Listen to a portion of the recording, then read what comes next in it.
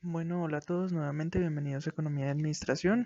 El día de hoy vamos a hablar de qué es la macroeconomía.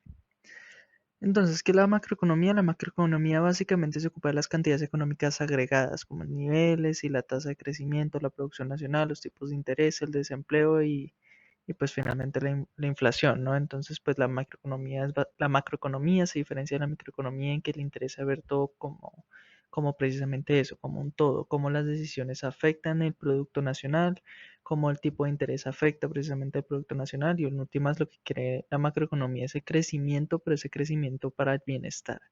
¿Y el bienestar de quién? De todas las personas, pues porque finalmente la macroeconomía, digámoslo así, es como un bien público en el cual la estabilidad y una buena asesoría para velar por ese crecimiento genera prosperidad casi que indiscriminada.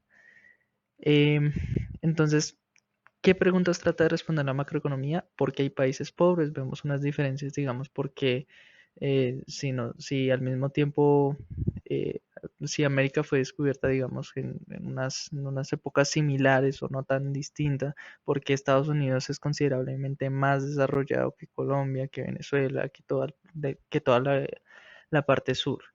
Em, Eso va a ser tema también de la macroeconomía, aunque últimamente pues entre la micro y la macro han tenido como unas intersecciones, por lo menos esta que les acabo de decir, por las razones del desarrollo.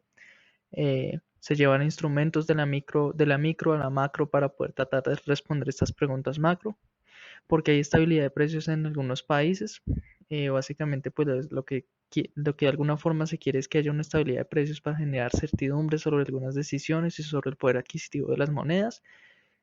Y pues la macroeconomía trata de responder a por qué hay estabilidad en esos precios o cómo generamos estabilidad en esos precios usando algunos instrumentos pues muy clásicos. Ustedes conocerán pues la tasa de interés. Y el otro es cómo reducir la fluctuación económica. Entonces básicamente pues todas las economías en general, todo esto tiene ciclos, ¿no? Ciclos de auge, ciclos de recesión y la idea es extender lo más que se pueda los ciclos de auge y los de recesión que no sean tan pronunciados y tan marcados. Porque es importante saber macro. Primero es un tema central del debates políticos. Todo el tiempo un tema es el crecimiento, el desempleo, este tipo de problemas que siempre los políticos entran a debatir.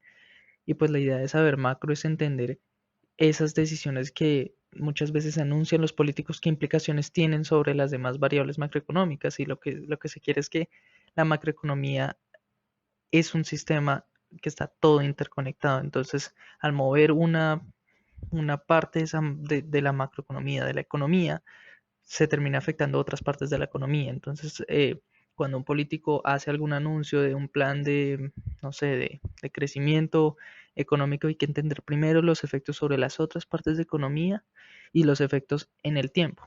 Entonces, es un tema central para, digamos, ser votantes de alguna forma responsables en estas épocas electorales. Lo segundo es entender el entorno.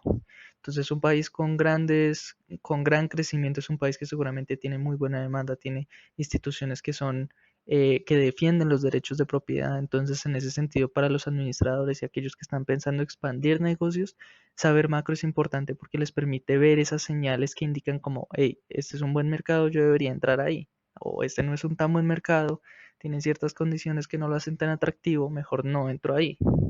Entonces, todo este tipo de discusiones son las discusiones que uno tiene que saber macro para poder discutir y para poder entender. Lo otro es entender las implicaciones de las decisiones de otras partes del mundo sobre nuestras economías. Entonces, el hecho de que la Reserva Federal suba las tasas de interés pues de la reserva del dólar, tiene implicaciones sobre Colombia, tiene implicaciones sobre otras partes de la economía, lo mismo que China.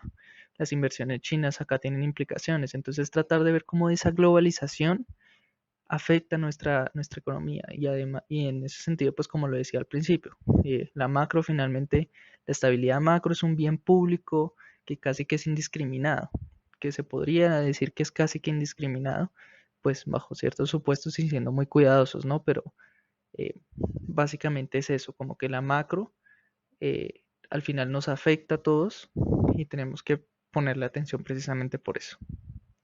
Entonces, bueno, si no es más, espero este video le haya sido de utilidad. Le den like, se suscriban y nos ayuden a expandir el conocimiento.